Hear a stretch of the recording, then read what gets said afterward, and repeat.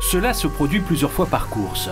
Les équipiers jouent les porteurs d'eau. Ils descendent à la voiture suiveuse et remontent les précieux bidons pour leurs partenaires. Un acte a priori anodin, mais qui doit respecter des consignes claires et logiques. Souvent, quand le coureur descend chercher son bidon ou chercher des bidons pour les autres, c'est au moment donné où la vitesse se réduit. S'il y a 22 équipes au départ, vous avez 22 coureurs qui appellent la voiture. Donc les coureurs là, ils sont obligés presque de descendre très à l'arrière pour pouvoir prendre les bidons et les remonter.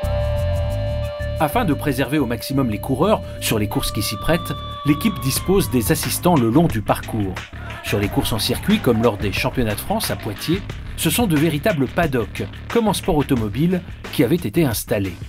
Le circuit fait 19 km. Sur le vélo, ils peuvent embarquer 2 bidons qui font un demi-litre, ça fait donc un bon kilo. Et comme tous les 20 minutes, 25 minutes, ils vont pouvoir reprendre un bidon. Ce n'est pas nécessaire de trimballer un demi-kilo pour rien. Donc on est là sur un poste statique, une zone organisée sur ce championnat. Après la mi-course, à peu près à la mi-course, on commence à donner les fameuses musettes où il y aura aussi des sucres, des gels, des barres, ce qu'on appelle le solide.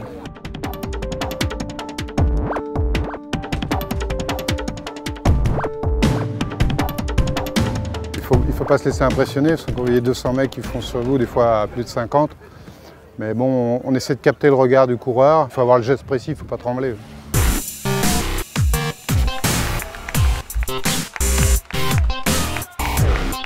Par temps chaud, les coureurs consomment jusqu'à 4 bidons pour 100 km.